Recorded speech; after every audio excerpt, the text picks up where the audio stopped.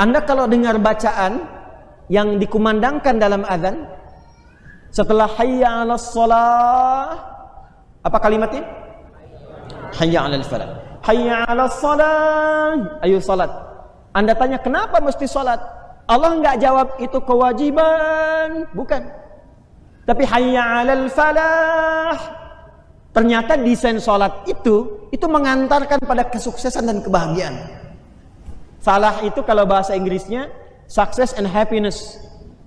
Jadi Anda diminta sholat, kita diminta sholat. Ternyata semua rahasia di balik sholat itu, kalau kita terapkan dalam hidup, itu akan mengantarkan pada kesuksesan dan kebahagiaan di aktivitas manapun.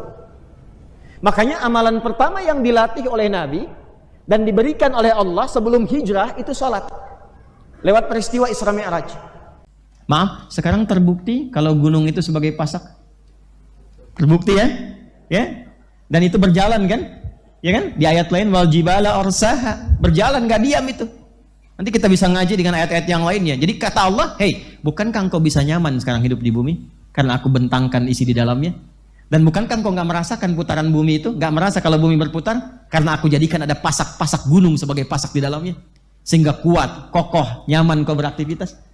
Dan sekarang secara ilmiah itu bisa dibuktikan. Ternyata gunung bukan hanya hiasan keindahan di bumi yang bisa dipandang dan didaki, tapi ternyata juga adalah sebagai pasak yang menguatkan dan mengokohkan eksistensi bumi.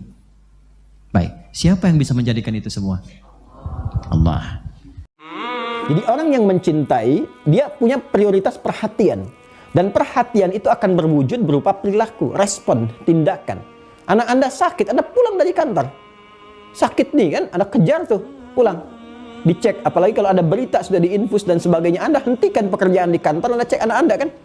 Anda katakan kepada pimpinan, "Izin Pak, anak saya ini masuk rumah sakit, ada kondisi begini." "Oh silahkan Pak."